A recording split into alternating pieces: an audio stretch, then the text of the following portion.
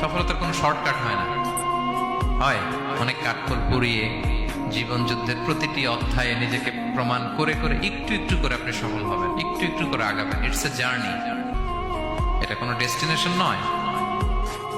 এবং সফল হওয়ার পথ পরিক্রমায় কোনো লিফট নেই, সিঁড়ি বেয়ে উপরে উঠতে হয়।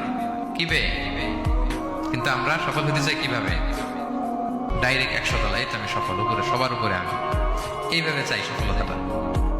সবার উপরে উঠে যাব, গোল্ড মেডেল গলায় পরাই দিবে, আমরা সাকসেসফুল না। সফলতার রাস্তায় কোনো লিফট থাকে না। কি দিয়ে উঠতে হয়? সিঁড়ি বেয়ে ঘাম জড়িয়ে উঠতে হয়। দেখেন, শুধু আলোর মুখ দেখার জন্য মায়ের পেটে আমাদের কত সময় লাগছে বলেন তো? জাস্ট একটু লাইট, হ্যাঁ, 9 মাস 10 মাস সময় লাগছে শুধু একটু আলো দেখবো আমরা। একটু আলোর মুখ দেখার জন্য আমার লাগছে 9 মাস। আর এখানে আমরা শর্টকাট খুঁজি, খালি কি খুঁজি? সফলতার কোনো শর্টকাট নেই। অল্প এফোর্টে যারা সফল হতে চায় এরা কোনোদিন সফল হয় না। ইউসুফ আলাইহিস সালামের জীবনীটা একটু খেয়াল করেন, একটু একটু করে তিনি